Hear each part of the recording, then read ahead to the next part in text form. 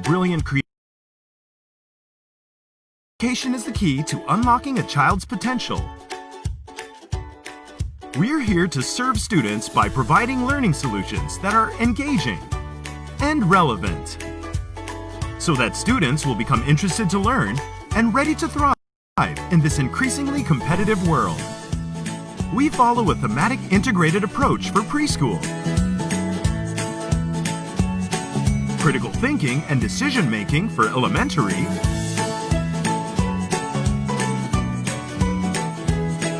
A spiral and culturally relevant approach for junior high school. And introducing a more comprehensive approach through specific track-based learning for senior high school.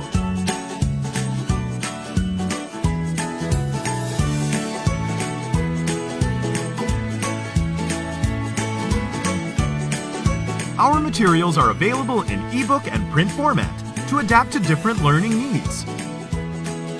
We want to make a difference in the lives of students through quality education. At Brilliant Creations, we live to educate. Our companies, our schools, our organizations. So he was the former legal counsel of CEAP and is a member of the Philippine Association of Voluntary Arbitrators. So, without further ado, Attorney Madriaga. Good morning, fellow educators. I address you as fellow educators, although I know that perhaps most of you are in the field of human resource. But you know, in the school situation, everybody who works in the school is considered an educator. As a matter of fact, even our janitors, our office staff are also considered as educators because they are part of our process or our task of educating.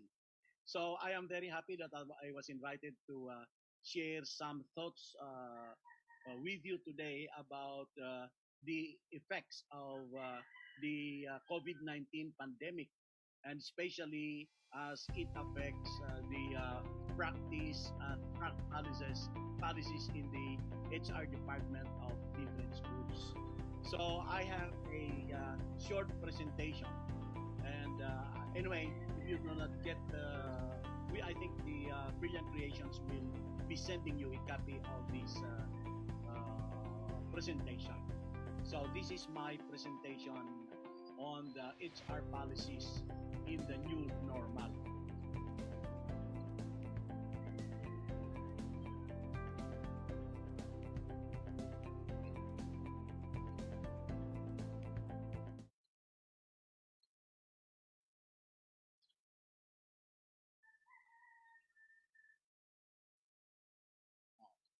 Just a moment.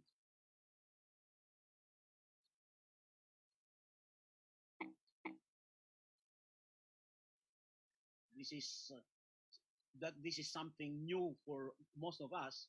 So even for me, I am not a techie, so I am having difficulty with this use of gadgets. And it's a good thing I have my grandson here, who is assisting me in this new normal way of presenting things, because normally we used to present this in seminars, and so that's it. So my topic this morning will be the HR practices, policies, and guidelines for the new normal. Everybody has been talking about the new normal, and I am afraid many of the people are waiting for the new normal to be presented to them. But before we start, even before we start talking about a new normal, I would like to insert the word better. So it should not only be a new normal, it should be a better normal. Now, who are responsible for crafting or preparing the new normal? As if kasi many people are expecting that it will be presented to them, that it will be prepared by other people, and that they will just implement it. That's why my first question is, who will craft or prepare the new normal?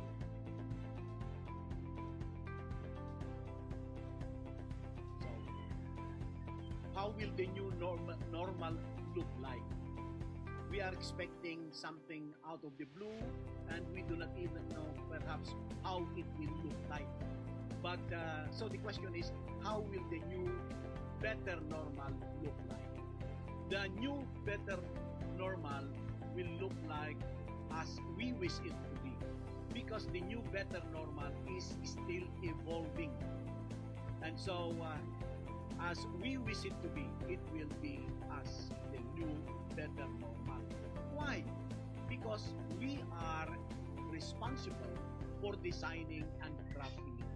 Take note, my friends, it is not anybody else who should prepare the new better normal for us. It is we who are responsible for signing and for designing and crafting it. You see, education has always been one of the most highly regulated activities in the country. In ordinary business, for example, you want to put up a sari-sari store, you buy things from your supplier, and for example, one item, a can of sardines costs 10 pesos. You want to sell it at 15 pesos, there is no problem because you are there to control everything. But in education, it has not always been so, because the state is always there looking at our backs. Why? Because the state has the obligation to see to it that there is quality education. And secondly, to make such education accessible to all people. That's why we have to understand why many times the government or even our Department of Education is very slow. I would say very slow in telling us what to do or what not to do. Well, because of their solemn obligation. First, to promote quality education and to make such education accessible to all people, not only to the students enrolled in the public school system, but also to the students enrolled in the private school system. Why? Because there is a complementary role of public and private institutions in the educational system. And the Department of Education has reasonable supervision and regulation of all educational institutions. That's why we have to understand that sometimes there are not only confusing but contradictory announcements because of this care that the government must take in promoting quality education and in making such quality education accessible to all. And they are exercising reasonable supervision and regulation of all educational institutions, also in for us in the private school. The Department of Education has reasonable supervision. But I underline the word reasonable and emphasize supervision and regulation. Because many times in the past, there were private schools that felt that they were being controlled by the DepEd or by the state. But supervision is not the same as control. Supervision and regulation is not to be equated with control. Supervision is the power to ensure that subordinates perform their duties. So you are the vision over, that's supervision. You are the eye over your subordinates to see to it that they perform their duties. But control is an entirely different matter, because when we talk of control is the power to substitute his judgment for that of his subordinates. In other words, if you are in control, then you can substitute your judgment with the decision or judgment of your own subordinate. It's just like when a person is under the spell of hypnotism. The person in control substitutes his mind with that of the person under control. But this is not so in education. because the government, the state, the DepEd only exercises supervision, not control. And this is very clear in the case of Mondano versus Silvosa, and in the case of Texan and the Honorable Rafael Salas, where it was very clearly stated that control means the substitution of one's judgment to that for that of the substitute of the subordinate. Okay, so regulation also is not synonymous with suppression or prohibition. This was the gist of the decision in the case of Wong Sing versus City of Manila. Okay. Now, the COVID-19 pandemic has presented us good or golden, albeit a painful opportunity. So it's a good opportunity for us, but it is actually a painful opportunity to rethink, reevaluate, and reassess what, how, and why we have been doing things in order that we will be able to innovate, repurpose, and reprioritize our way of doing things. So the opportunity is here. And that is why I say carpe diem. In Latin, it means seize the day or seize the opportunity.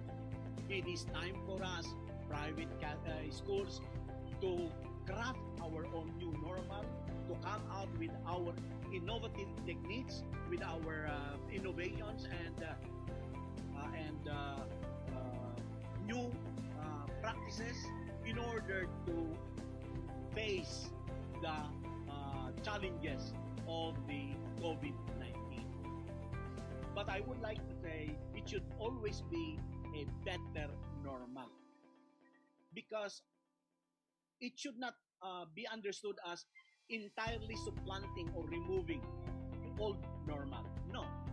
The new normal should be an improvement of the old normal or the old way we have been doing things. So I say it should be a better normal.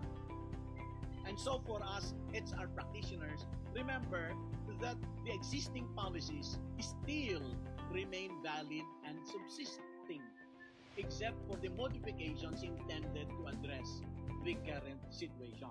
For example, because of this emergency, national health emergency, we have to be flexible. We have to adapt. And so we have to, we might have to amend or craft new HR policies in order to address the situation. Okay, let me just escape this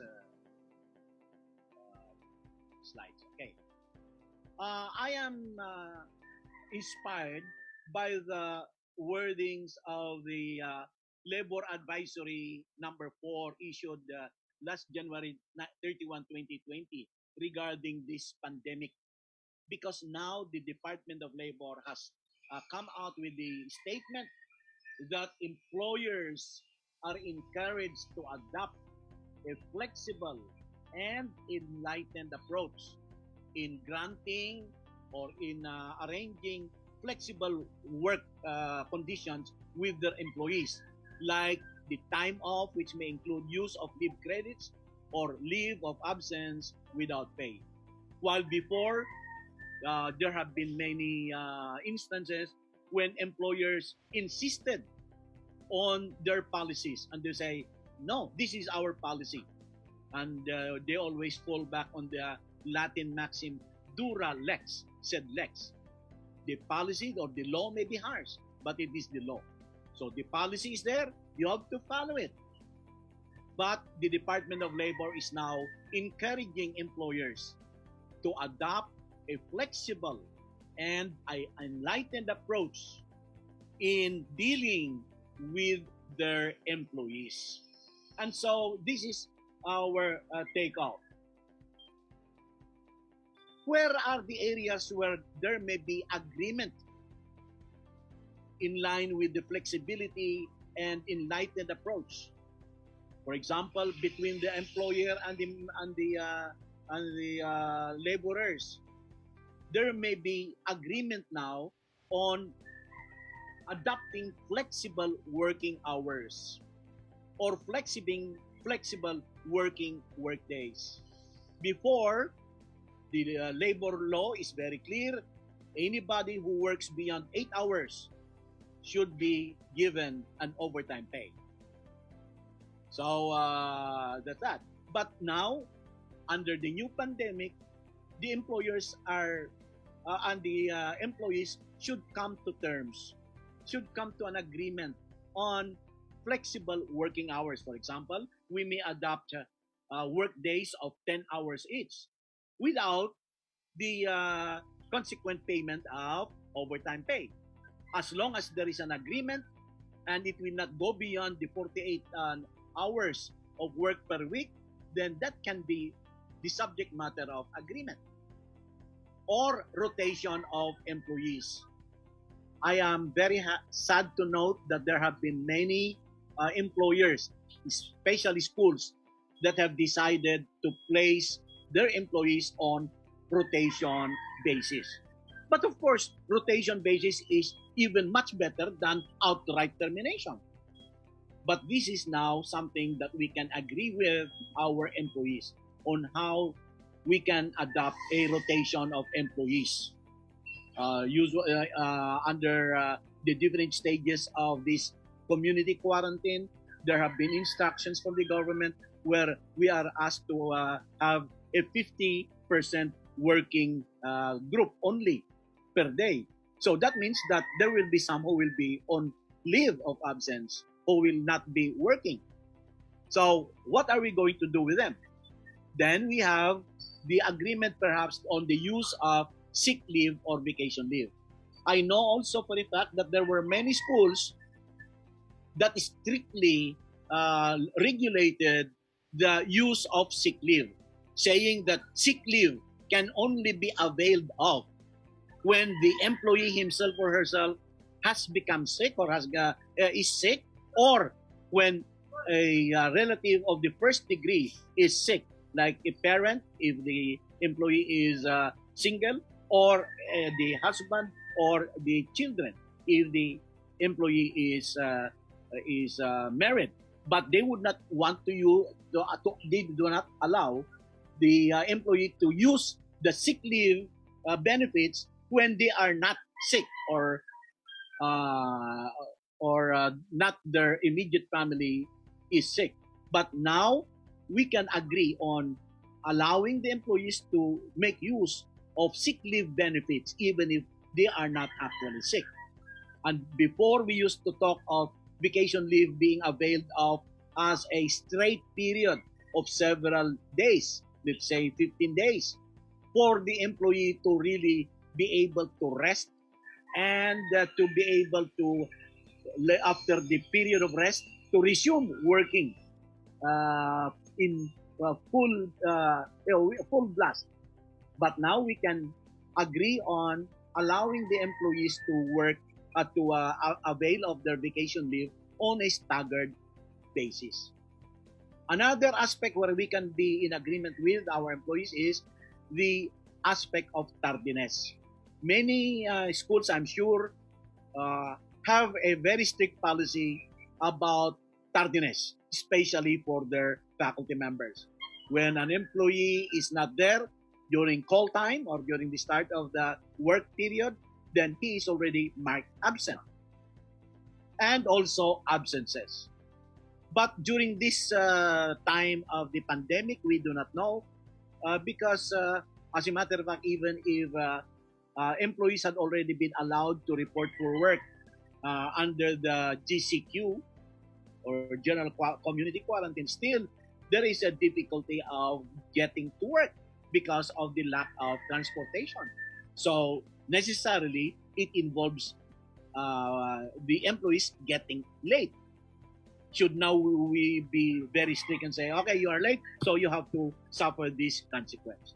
So another agreement. And then, of course, absences. There is one labor advisory issued by the Labor Department of Labor. So it says, suppose an employee refuses or fails to report when required by the employer to report? Can he be punished? Can he be sanctioned for absence? The labor advisory number 1 says no. When an employee refuses or fails to report because of imminent danger to his life, to his safety, to his health, then he cannot be sanctioned. Take note, if there is refusal because of imminent danger. But for example, lack of transportation. But for example, the school has already assigned or has already engaged the services of a shuttle service to go to the residence of the employees and fetch them there and bring them to school. And then after work, to bring them back to their houses. Can an employee still say, but there is a difficulty of going to work because of the lack of transportation? No, that will now no longer be available to them as a justification because of the circumstance that the school has come out with remedial measures regarding the lack of transportation. Okay. In the light of coming out with agreement on these different aspects, I would like to suggest that the schools come out with a labor management committee. What is this? It is a committee composed of representatives of the employees and representatives of the management. And this committee meets in order that they can propose solutions to the problems affecting employees. Take note, this is not the same as a labor union. The Labor Management Committee is not a labor union. The labor group representing the employees in the Labor Management Committee is not a collective bargaining unit. And secondly, the decisions of the Labor Management Committee are mere proposals. They only are recommendatory to the management. It is still the management that has the final say or the prerogative to determine what final decision will have to be made. Okay. I am suggesting that there should be new policies affecting this situation where we have the new national health emergency, the pandemic. Why?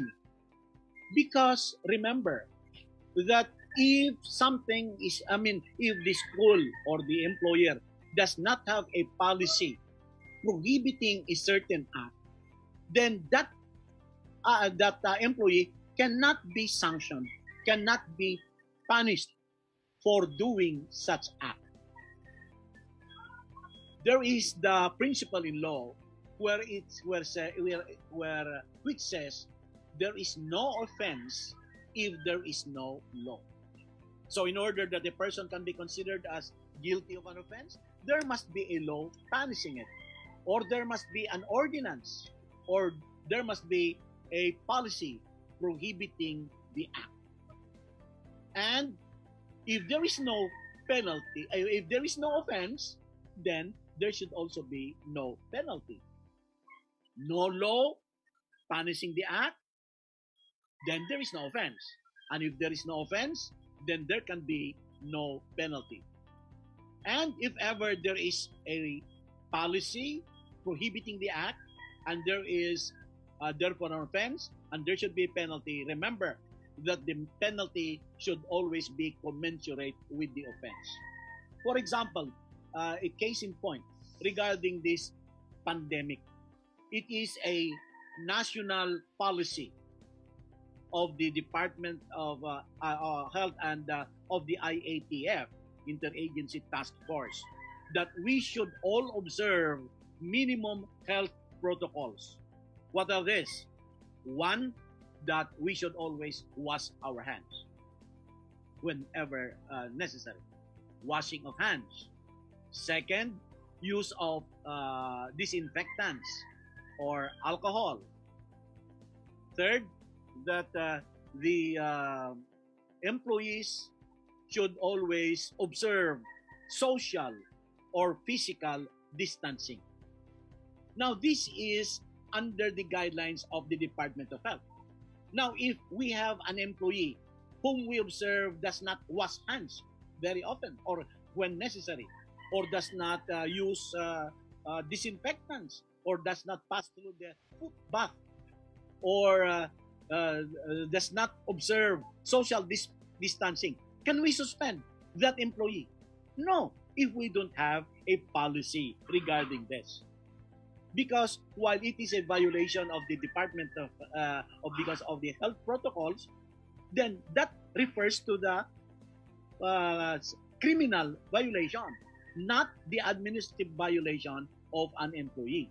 So an employee who does not wash hands, who does not use alcohol, cannot be cited for an offense because you don't have such policy. So you must have a policy in your school institutionalizing these health protocols. Otherwise, you cannot penalize people for doing this. But one more important question is, can you be held liable when an employee or when a teacher or when a student for that matter gets infected with COVID? For example, the government already allows face-to-face encounter in schools. We have face-to-face classes. And then a student unfortunately gets infected with COVID-19. Can the parents sue the school for damages because their daughter got infected with COVID-19? Of course, we will have to study the matter very carefully. Under the law on quasi-delict, for example, in order that somebody can be held liable for any damage, there are requirements. One, there must be damage or injury. Well, that can be easily proven. Like when an employee gets sick, he gets infected with COVID, or when a student gets infected with COVID, there is damage. Definitely there. There is injury. Secondly, there must be negligence on the part of the employer. So, for example, the employer never came out with a policy institutionalizing these national health protocols. Can an employee be? Can the employer? Can the school just say, "No, I'm not liable"?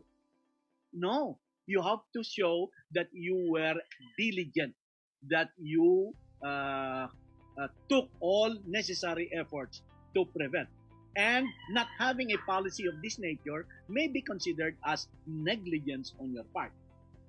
But of course, the more important thing is, one time or last week, a parent asked me, should not the school be held liable when our daughter, when our son goes to school and gets infected with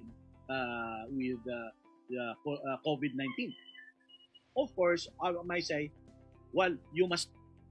There is proof that there is damage. Secondly, was there negligence on the part of the school? In other words, did the school allow the total disregard of these new health protocols? But third, there must be a causal relationship, cause and effect relationship between the negligence on the part of the school and the damage, which is infection with COVID. So if there is no causal relationship, especially because we cannot pinpoint when a person gets infected with COVID-19. Until now, nobody can say, you got this from this place, or you got this from your contact. Because, as they say, the incubation period is something like 14 days. And so, you do not the mean incubation period is 5 days. So, did the student, for example, on the way to school, drop by a place and got infected there? So we can never tell. So there is very difficult. There is a difficulty of making the school liable, but it would be for your own good that you have clear-cut policies on the implementation or on the institutionalization of these new health protocols. Okay. So, for example, use of face mask, that will be easy. But especially for our employees, it is very difficult to be working while using your face mask. For example, you are all in a room, you have to use your face masks there, and you will be working, or you are all in the grounds working. It's very difficult, but we have to do it. We have, in order to put people on their toes, and make them comply, then we have to have a policy.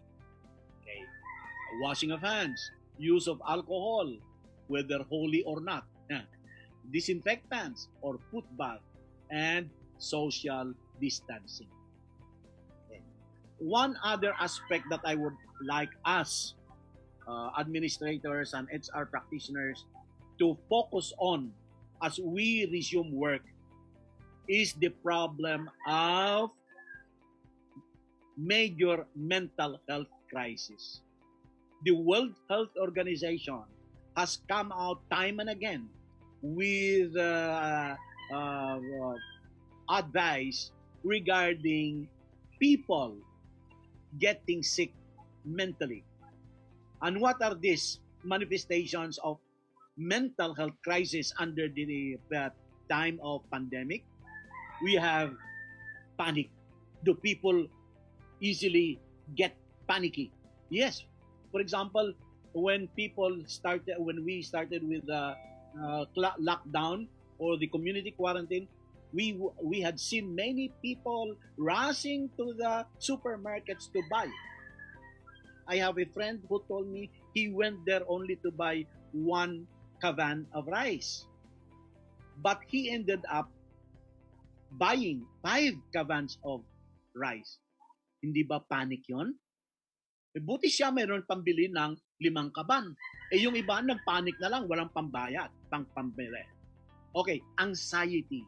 How many of us honestly can say that we have not been rendered anxious by this activity, by this COVID-19?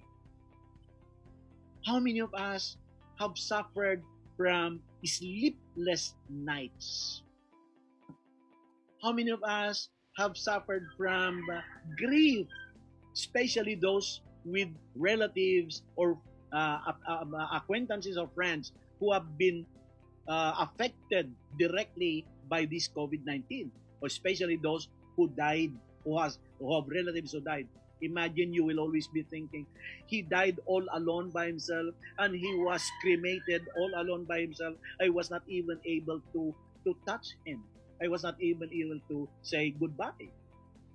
That is the source of this extreme grief brought about by COVID-19. Then because of this grief, many people just feel numb all over. Also, there is the problem of irritability. So, HRs be on the lookout when people, when they are resuming work, and they easily get irritable. For example, you will experience it. There were instances when you called the attention of your subordinates or your employees because of something that they did not know properly. In some instances, they just shrug their shoulders and say, sorry ma'am, sorry sir. But now you do not just expect that kind of reaction. You expect that they might even shout at you. They might even be angry with you because of this problem of irritability. Or nightmares. How many of you have in the middle of the night suddenly woke up to because of a nightmare? Ano kaya kung si ganito ang mamatay? Ano kaya kung ako ang mamatay? Ano kaya mangyayari sa pamilya ko? Yan, nightmares. And so, Dr. Deborah Kestel of the World Health Organization says, the isolation, the fear, the uncertainty, the economic turmoil that all of us are suffering from, they all cause or could cause psychological distress. I remember there were instances in the past when we were afraid or alarmed because there were many students who were committing suicide, and all because of that blue wave game. Now, I think we have to be very careful in treating our employees because they might just be suffering from a major mental health crisis. So what should be our response? I seriously encourage all employers, all schools to come out with a wellness program for all employees, which employees may be required to undergo. I know that in many in Catholic schools, we have retreats for our employees. But even then, many times, there are also employees who do not join such retreats. But nowadays, during this emergency situation, we have to have a program, and we must require all our employees to undergo this program for their own good and for the good of their peers or of their subordinates. And this program should include, well, of course, spiritual program. Not only perhaps counseling, but spiritual exercises, spiritual activities. Then we have psychological. I'm saying I have been telling this to other employers. Now that there is no face-to-face encounter yet with students, the students are not yet allowed to go to school. Perhaps in order that you will not put your guidance counselors on rotation basis or on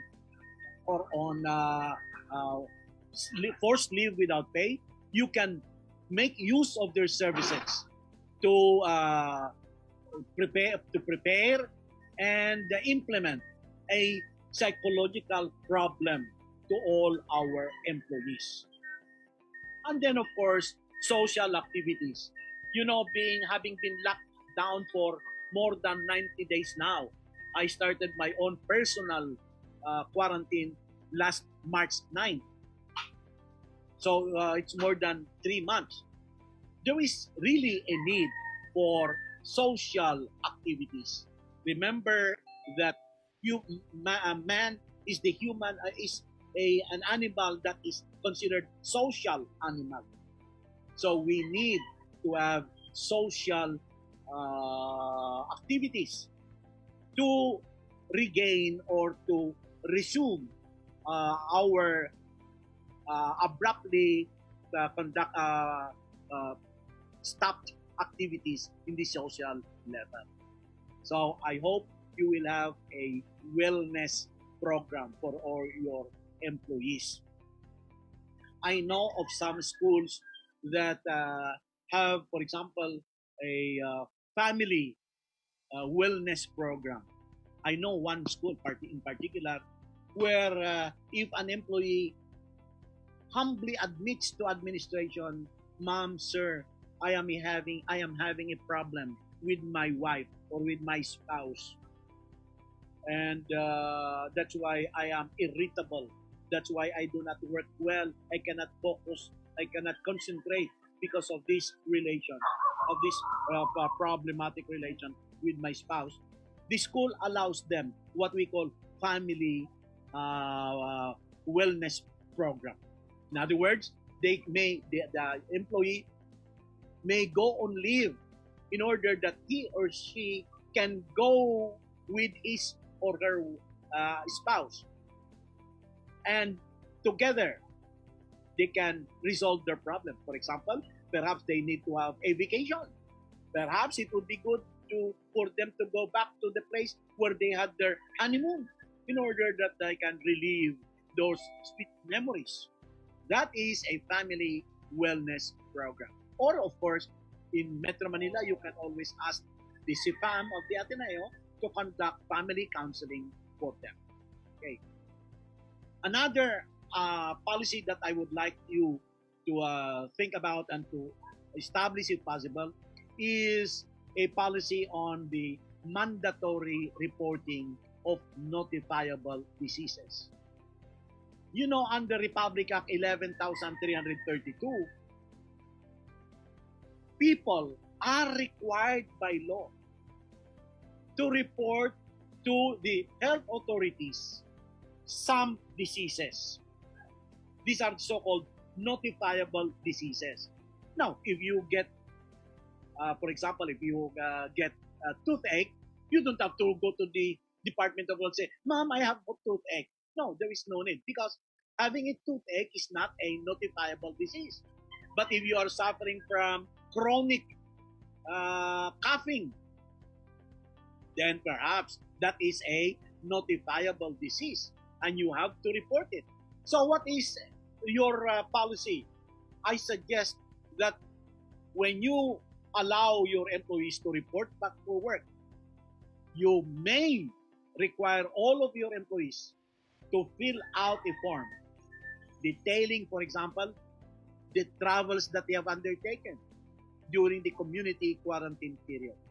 I remember under the new guidelines, when if we go to mass now to attend religious activities, we have to fill up a form and we have to indicate there if we are our address, our the people whom we had seen the past few days, and that is supposed to be every day that you attend mass. If you go to attend mass every day, imagine. But I would suggest that when your employees report back to work, you require all of them to fill out a form. That means you have to have a form detailing their troubles that they have undertaken during the community quarantine period.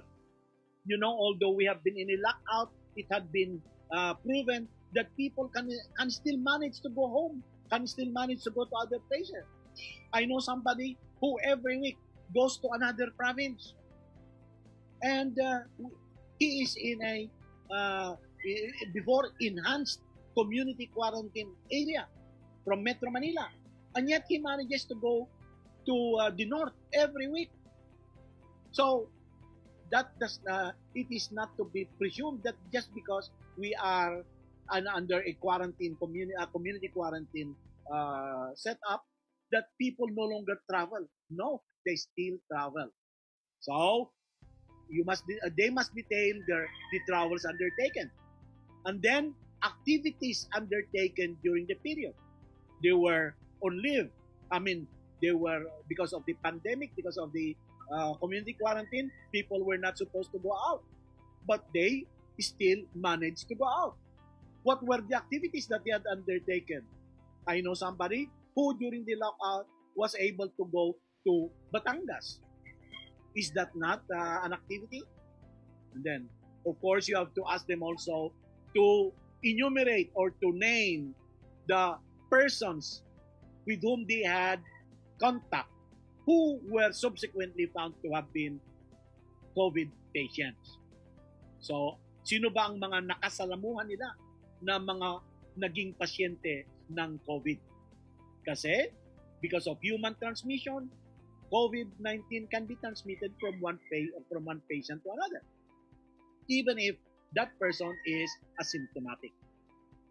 Then, important, if he or she had suffered from any of the symptoms of the COVID-19, like coughing, fever. So, for example, during this lockdown period, he was supposed to be at home. But you have to ask him. That's why he has to fill up the form. Notifiable ito, notifiable disease. During that period when he was under lockdown, did he suffer from coughing or fever or diarrhea or sore throat? And when did he suffer from these symptoms? Okay. So you have to have a form.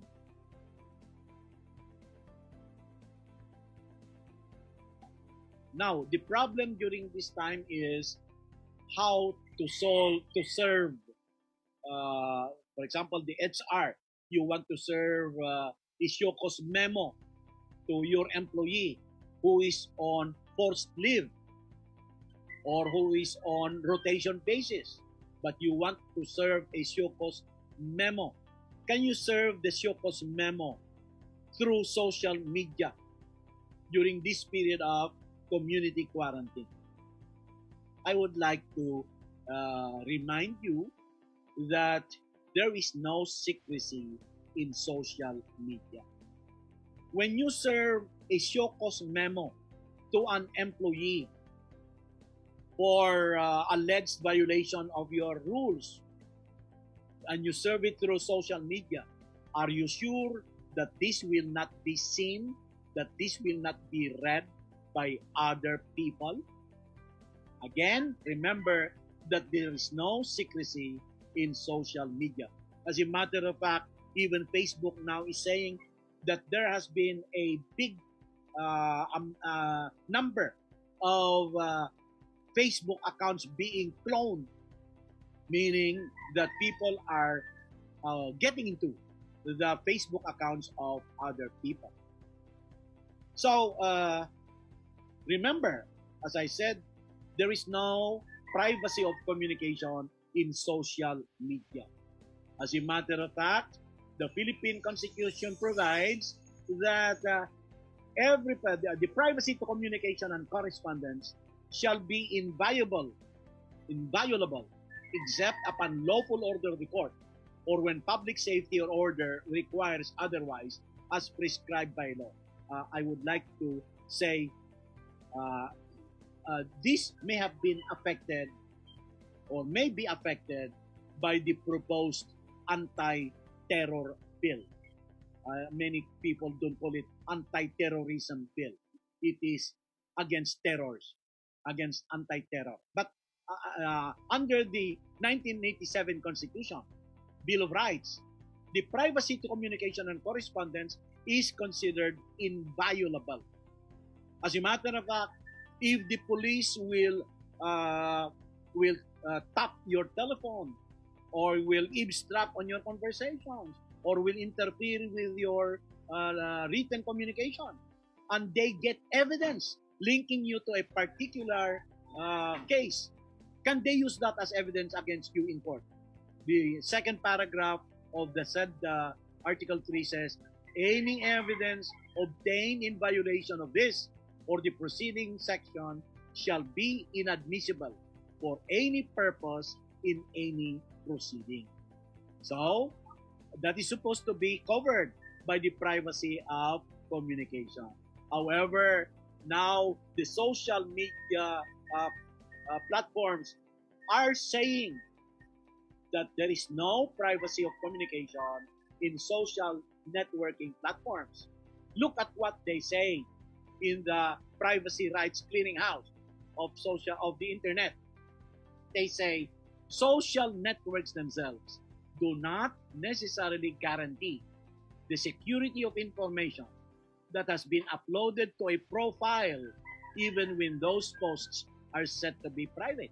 So you post a Isyoko's memo, address it to your employee who is on work from home arrangement. Are you sure that that Isyoko's memo cannot be read by other people? The social networks themselves say no, it can be read by other people. There is no guarantee that it will be private. As a matter of fact, in another statement, the social media say once a user posts information to a social networking site, that information can no longer be considered private. So you post a Isyoko's memo or any communication to a social networking site like the Facebook, Instagram, Twitter, all of this, there can be no guarantee that that can still be considered private.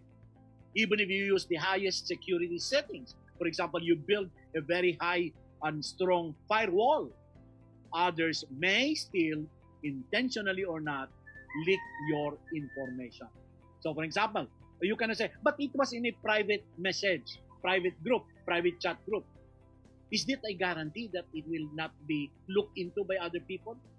Suppose we are 10 members of the private chat group.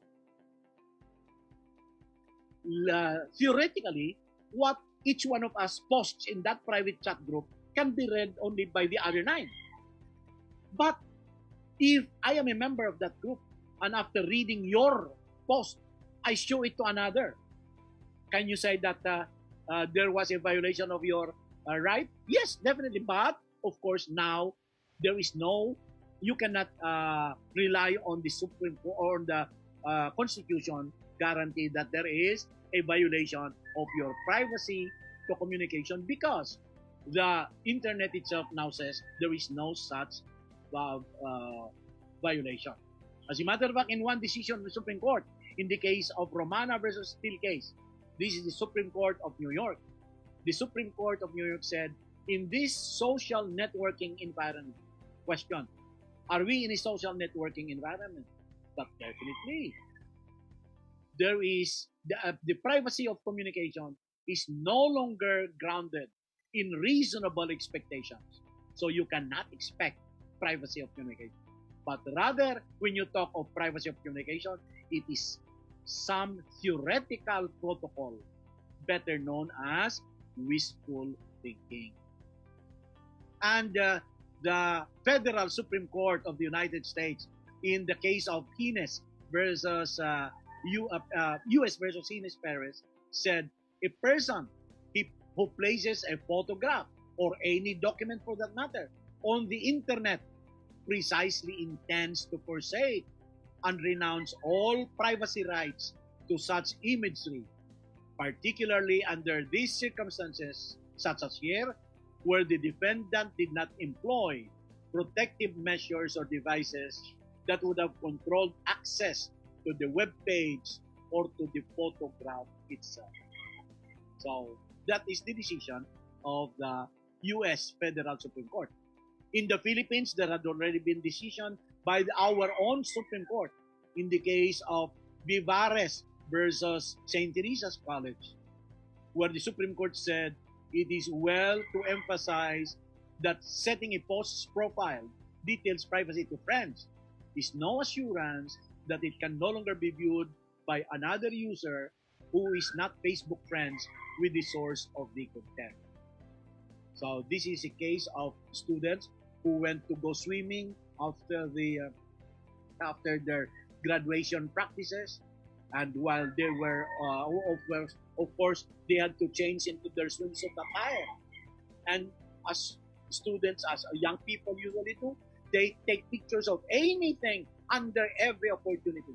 So while they were changing attire to their swimsuit, they were taking pictures of themselves and of each other, and then they posted these pictures on the internet. So the Supreme Court, one of the friends who has access to that site saw it and showed it to the teacher, and the teacher, of course, immediately thought that there is a violation of the school rules, and so it was brought to the attention of the school authorities, and the students were found guilty of violating the school policy. And the penalty that was imposed upon them was that they were not allowed to join the commencement exercises. The parents said that this was a violation of the right to privacy of communication of their daughters. But the Supreme Court, our Supreme Court, said no, there is no violation of the privacy of communication yet, because as a matter of fact, there is no privacy of communication in social media.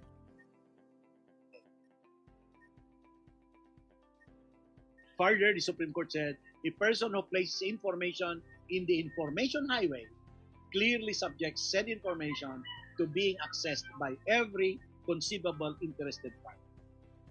Now, going back to HR practice, you send a show cause memo or any communication for that matter.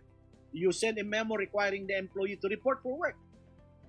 How sure are you that notice or that letter or memo that you have posted and sent to him through his Facebook account was read by him?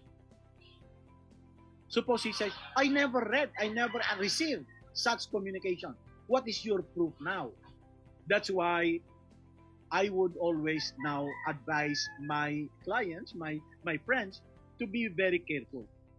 When you send a memo to your subordinate to do something, make sure that you will have proof that he or she received that memo. And when did he receive it?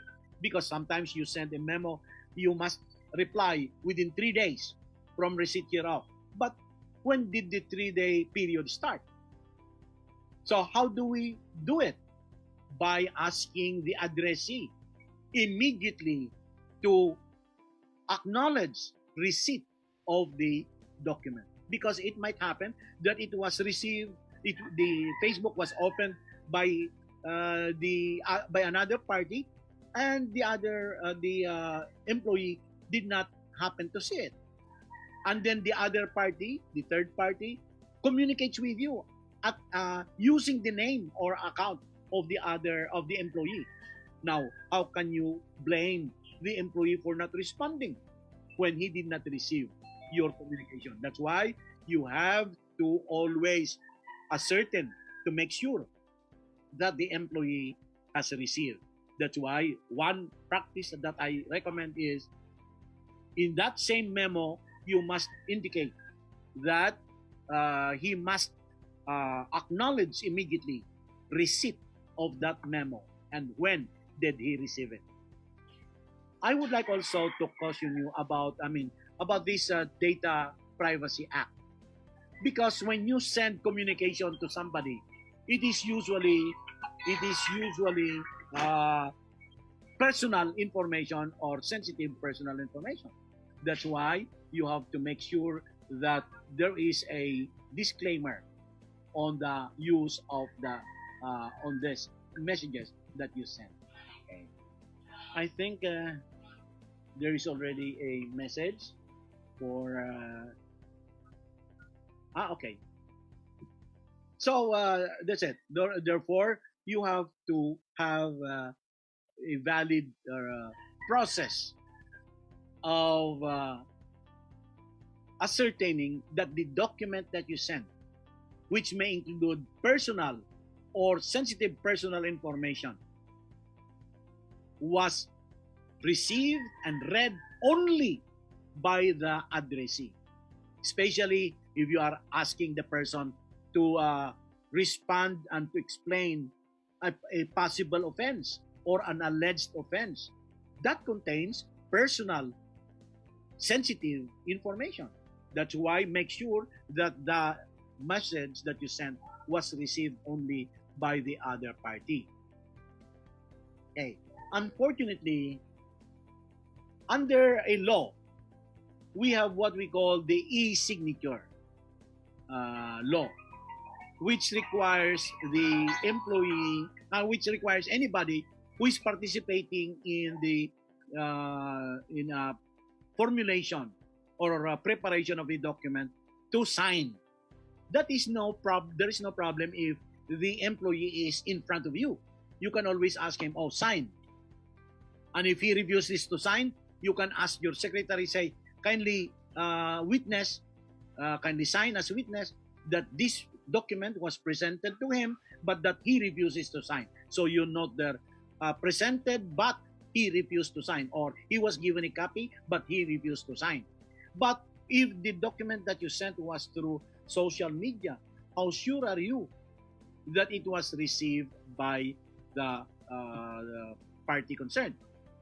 Well, we can participate everybody can participate in contract preparation by attaching what we call his uh, e or electronic signature. An electronic signature is any distinctive mark, characteristic mark, or sound in electronic form representing the identity of a person. There are some, for example, I know a person who whose e-signature is a picture of their house in the province. At least nobody can will know, but that is what makes his participation distinctive. That he has a picture of their house. But I say, if real signatures can be forged, can the e-signature also be forged? Knowing the ingenuity of Filipinos, yes, definitely. If real signatures can be forged, I think it would be easier to forge e-signatures. For example, there are instances when a signature affixed on a particular document is scanned and attached or affixed on another document. If you ask the person concerned, but I never saw that document. But how come this is your signature? And you compare, there is no difficult. There is a difficulty of ascertaining whether that is his real signature or not. Kaya nga now we have a practice in the at least in my case, that whenever I am asked to sign official documents, I sign in blue ink. Why? Because when you photocopy a blue ink signature, it will come out to be black. If you sign in black, when you photocopy it, you will not be able to see this distinction. But if you sign the original in blue and it is photocopied, it will be easy to spot the photocopy from the original, distinguish it because of the signature. So my old-time suggestion is this: at the first opportunity, for example, you send a memo to an employee who is on forced leave of absence or on work from home. At the very first opportunity, when this employee reports for work, is for example, it's now his turn to report for work, verify with the person concerned and ask him if he received, first of all. And if he received, first of all, then let him authenticate the document which he received electronically, where the hard copy is with you. So you let him authenticate it. Earlier this morning, Chief Justice Peralta, Justado Peralta, was having a Zoom conference on the practice now, because normally in court, one of the practices is authentication of documents. We always ask a person who has signed a document, do you remember having engaged or having participated in a contract dated so and so? Yeah. Showing to you this contract, may I ask, whose signature is this? Is this your signature? Yes, sir. So there is a personal verification. That means that the document is really authentic. How can we do that in electronic when the signature is only electronically attached, or when the document was only sent electronically? So I'm still of the old school that at the very first opportunity you have to ask the person to authenticate the document concerned. Okay, so I think we will have time for Q&A, questions and answers. So I am now ready to answer some questions that Thank you very much, Attorney, for that Okay, very informative presentation. So ang dami nating kailangan i-adjust talaga for the new normal. And that's great advice regarding the authentication of documents, because I think lalo na during yung mga first few weeks ng ECQ, I think employers needed to sign payroll and to sign certificate of employment for employees to be able to move around, no, for work. So I think that's that's great for everyone to authenticate now that we are allowing people to come in the office. So I encourage everyone to use the Zoom chat box to send out your questions. If you have any clarifications or any questions for attorney, please do so in the chat box.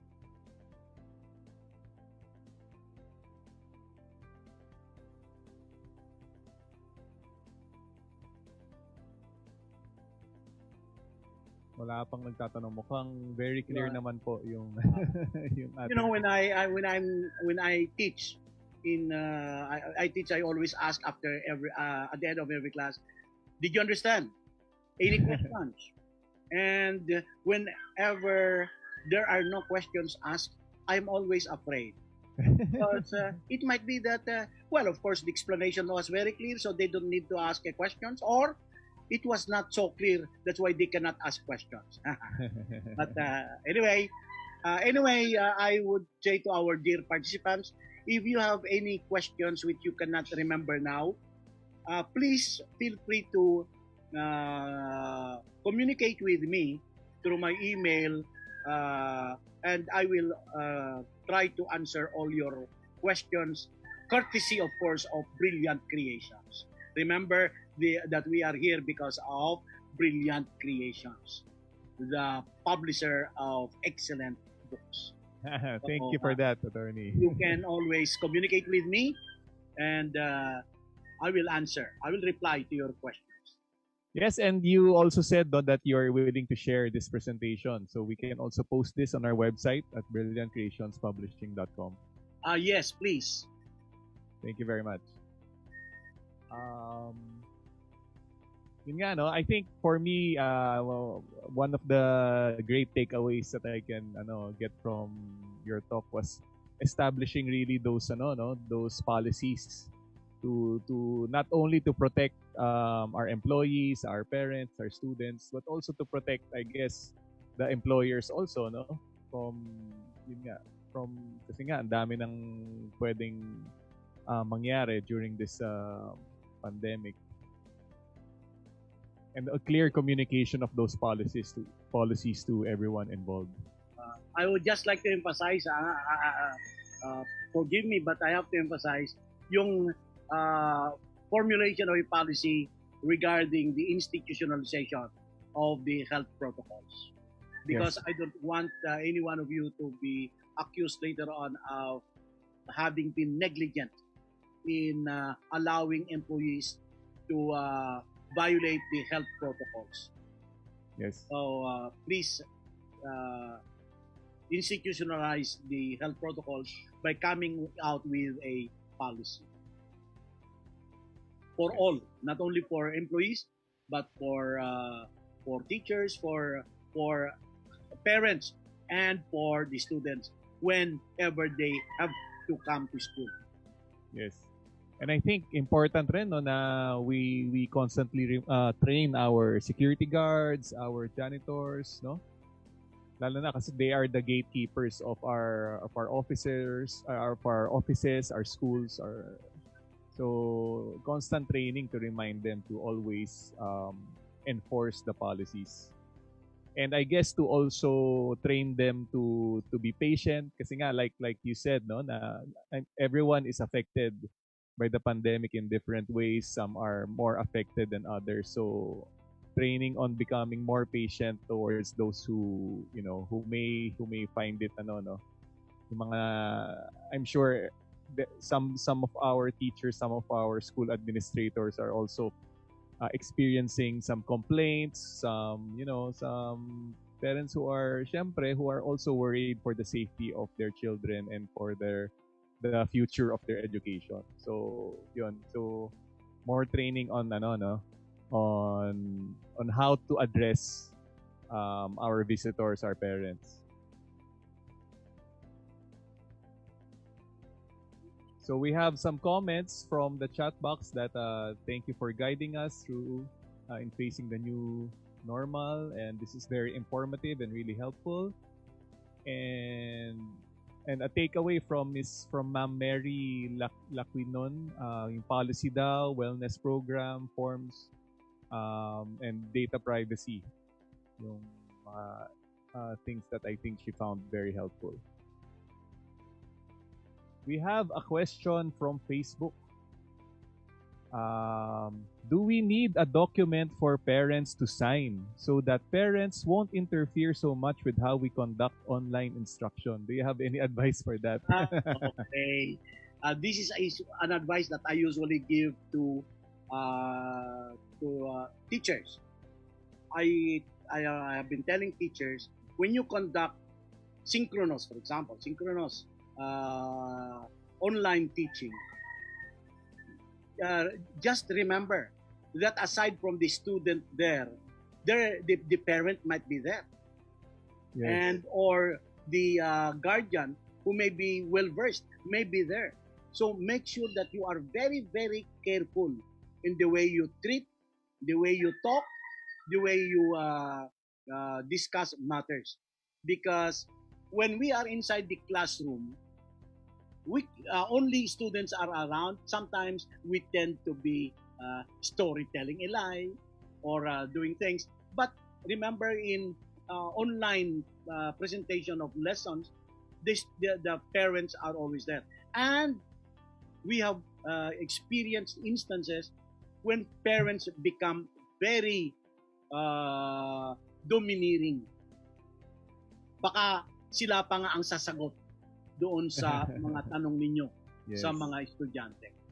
So you have to have a training or a seminar also with parents on what to do, on what not to do during an online presentation. Because we do not want the parents to be interfering very much with. As a matter of fact, they should not even interfere. If they have any questions, let them ask the questions in another session with the teacher, not during the class, because it might happen that the parent and the teacher will be using up most of the time discussing matters when it should not be. So it is still my advice that the school should have really a separate training session with parents and discuss with them what they are supposed to do, what they are not supposed to do during the online, especially online, kasi it might disturb, and especially during synchronous online presentation, because it might disturb the whole activity. Right. Not only their daughter or son, but the whole class activity. Okay, I think we have a couple of more questions. I think follow up to that question. So can we have them sign something, a document that says Oh yes. Yeah. You can have a document where you can enumerate, for example, what are expected of parents. Yes. And what are not expected of parents during. For example, the children have to have a comfortable place.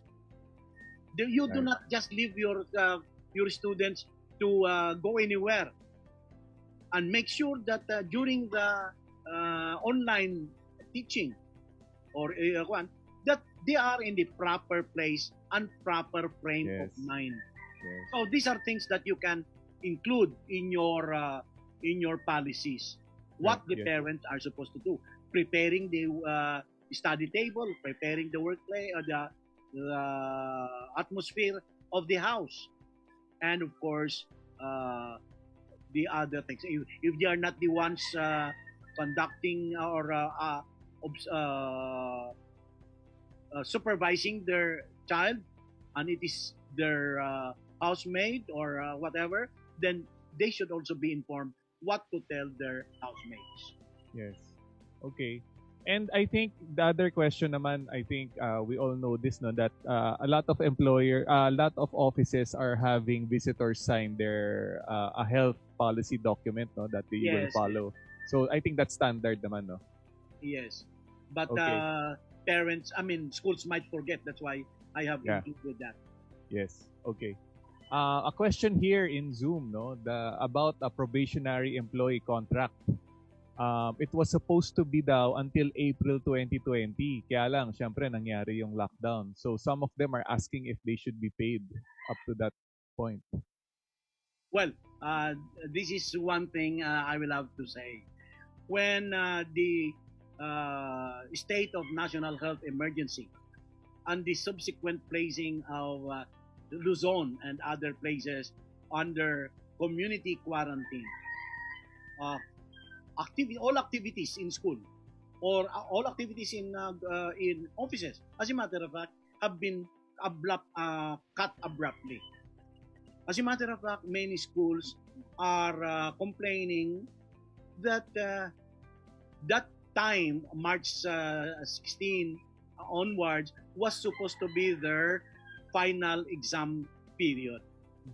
And many of the schools collect a big bulk of their tuition fees from students only when the finals come in, when the finals come, because unfortunately, parents do not pay when it's still far from the examination date. They pay only when the examination date is fast approaching, or there are even people who do not pay. So this year, classes were abruptly cut in the middle of March.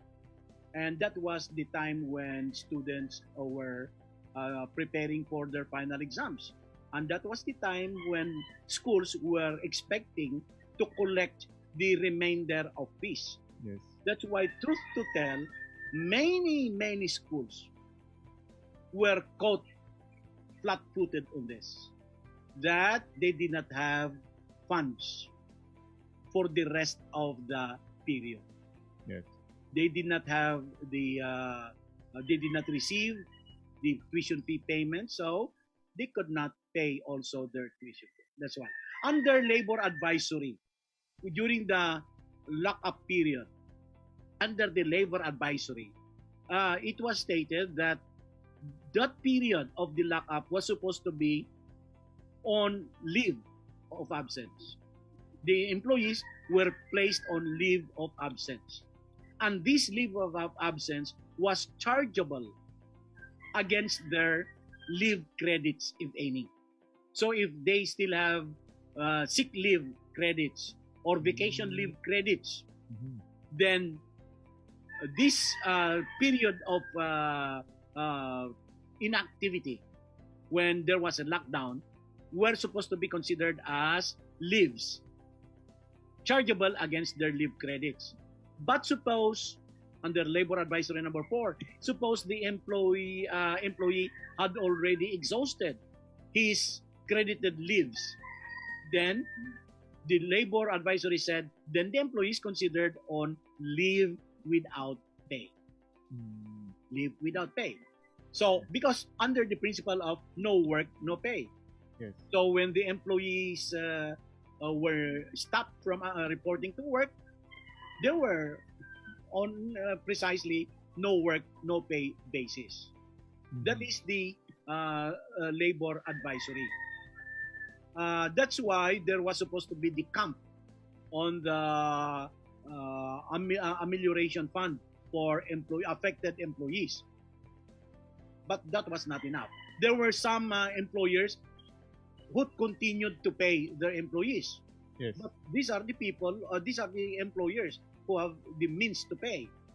But there are many employers, many schools, which were not able to pay the rest of the period simply because they did not have the wherewithal to pay because they did not receive the tuition fees. So the principle of forced leave without pay had to apply. Okay, thank you. There's another question here regarding data privacy, no? Okay. Shall we need to ask the parents' consent if we can post the names of their child in a slide na because they will present their graduation ceremony on Facebook? So do they need to ask for permission? Graduation online. Yes. The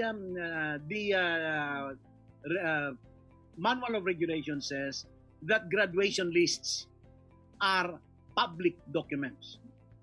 As a Okay. matter of fact, we are required to submit the list of our graduating students to the DepEd, isn't it?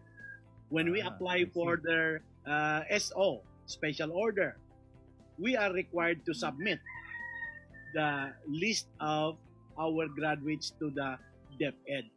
However, I always say this: if there is somebody who wants to get a copy of that list or who wants to know whether a student is graduating or not, you direct him politely to the Department of Education for them to verify from there. Mhm. However, under the Data Privacy Act, I strongly suggest that you ask the permission or consent of the parents Okay. before you post anything on their on the Facebook about their children, even just the fact of graduation. In other words, graduation is supposed to be a very happy activity, a happy event, and we should welcome. As a matter of fact, there are people who put banners, congratulations, for Yes. graduating, di ba? Yes, But yes. that's their own. Suppose there was already a case kasi about a school posting the names of students on Facebook, new students. Congratulations to the following have been admitted. It turned out that one of the students was being hidden by the parent who has custody of the child from the other parent Oh. who did not know where that child was and where she was going or he was going to study. But here comes the announcement from the school. So the other parent now, from whom the child was being hidden, came to know where. And so the following one day he went to the school to see his child, and the other parent got angry Yes. and sued the school for violating the Data Privacy Privacy. Act. Mhm. So that's why we always ask parents to give their informed consent. Informed consent. In other words, they should know what they are giving consent to. So it would be best for your own advantage, for your own protection, that you also ask. Anyway, I'm sure the parents will be very glad to see the names of their children on social media. Mhm. There is, I remember somebody asked me that in one webinar that, you know, uh, we also we also publish names of graduates or names of those who passed the board exams. Is that not a violation of their uh, Data Privacy Act? You know, of course, many of these people, those who take the board exams, the bar exams, are already adults. And as a matter of fact, the bar exams is the only one exam where candidates to take the bar, the names are published. So if you can get a copy of the names of those who are going to take the bar, keep that. And when the names of the passers are published, you can compare. Ito bagsak pala ito. Sa bar lang yon nangyayari. But I would say, to go back to the question, I would advise that you get the consent, informed consent of the parents, especially. Anyway, I hope that you already by now you already have asked your parents to sign informed consent waivers where you are allowed by them to gather, collect, store, organize sensitive or personal sensitive information about their children for educational purposes. Yes. Graduation is an educational purpose. Yes. I think I've seen some schools also na at the start pa lang, sa enrollment pa lang. Yeah, it should be at the enrollment. Oo, meron ng check doon na can we use your child's photo or name in our materials or in the for educational purposes. Yes. There was a case already kasi in one school where the picture of a girl was among the pictures collated by the school and printed on their tarpaulin for as an advertisement for enrollment. And the parents of that girl, ay maganda naman, artistahin, filed the case against the school, alleging that there was a violation of the Data Privacy Act of their daughter. Yeah, that's why to be very careful, please, if you have not yet made your parents to sign this informed consent form, then you ask them at this enrollment period. Okay. I think there's another question here from Facebook. Maybe a lot of schools are also interested in this question. How do we legally handle those who keep asking the school to lower down school fees? Is there a legal tool for that? I was toying with answering that question by saying our fees have been approved by the Department of Education. Yes. Oh, yes. So if our fees have not been approved, the parents are paying for the grade level, because remember the grade level fees are maybe different from each other. So you are your son will be going to this grade level under our approved fees. It is there. They are paying for the education for the whole year. They are not paying for the number of times that they come to school. And they will be educated, or they will be given the learning. As a matter of fact, it's more expensive to go online learning now and learning education rather than when the students go to school. Because when you go to school, you can just go there with your lesson plan and you can instruct, you can teach.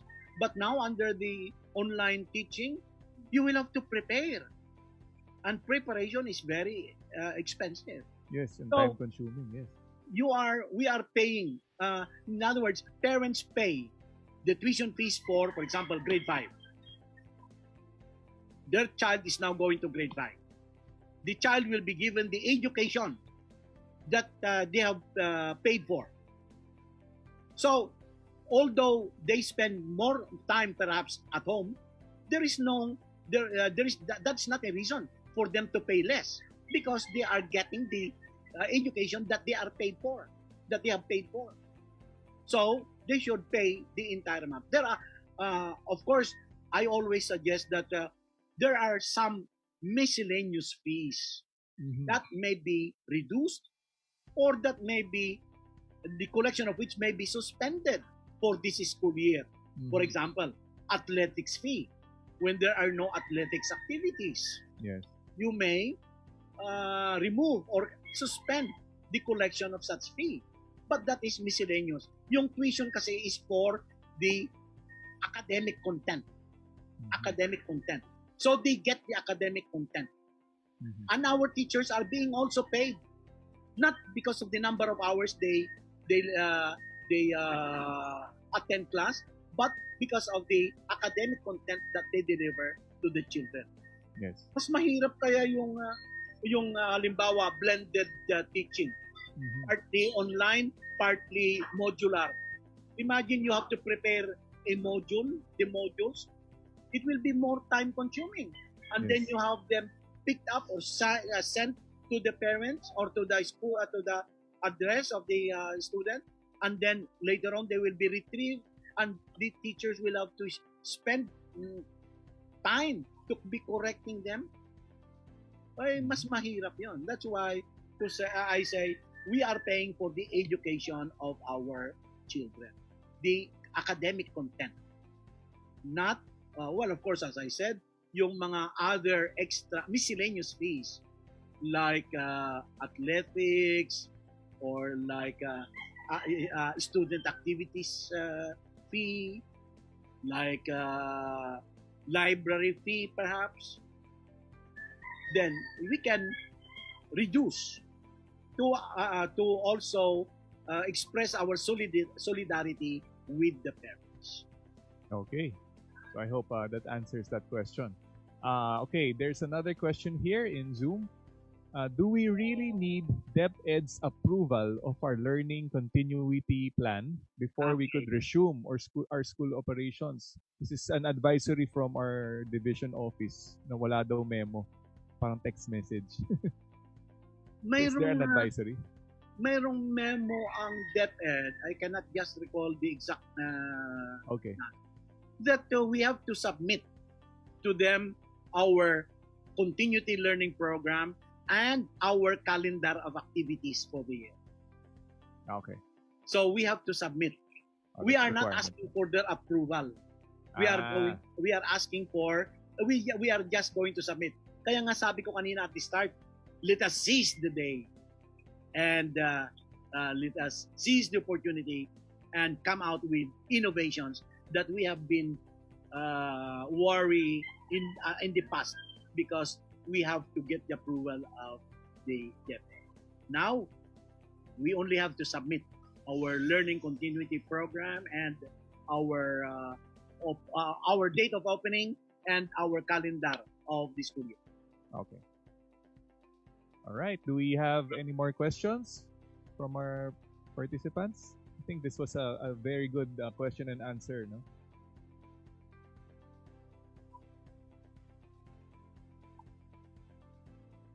Okay. Okay, if there are no more questions. Okay. Okay. There's an issue pala. Hindi daw naka-accept yung submission nila. So they cannot operate from their DepEd division office, I think. Okay. If I understand this correctly. So they need a go signal. So do they need a go signal from DepEd to start operations? No, because we are only asked to submit. Okay. We are not asking for their approval. Okay, so I think Miss or Sir Pat Domingo, I think that answers your question. No? That they're only asking you guys to submit, but you can already start operations. Okay. If there are no more questions, maybe we can wrap up for lunch. Tamang-tama. Okay. Again, I would like to remind everyone that after this webinar, we'll be sending you a survey form, an assessment form, so that we can improve our future webinars. And we will be posting this again on Facebook. And it will also be available on our website, brilliantcreationspublishing.com. We have an update section there. And we have all our other webinars as well. So I'd like again to thank Atty. Madriaga for that very informative and very relevant presentation. Thank you, sir. Okay, thank you also. Okay, thank you everyone. So stay safe. Wash your hands, and I guess see you in this upcoming school year. I hope that everyone has learned something, and Brilliant Creations will keep on conducting webinars that will help us navigate this new normal. Thank you again. Have a great weekend, and happy Independence Day to everyone. Okay.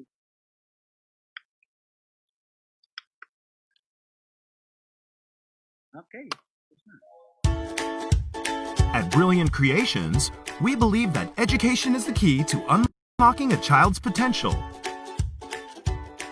We're here to serve students by providing learning solutions that are engaging and relevant, so that students will become interested to learn and ready to thrive in this increasingly competitive world. We follow a thematic integrated approach for preschool. Critical thinking and decision-making for elementary,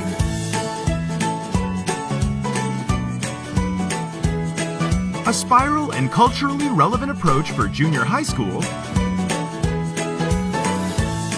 and introducing a more comprehensive approach through specific track-based learning for senior high school.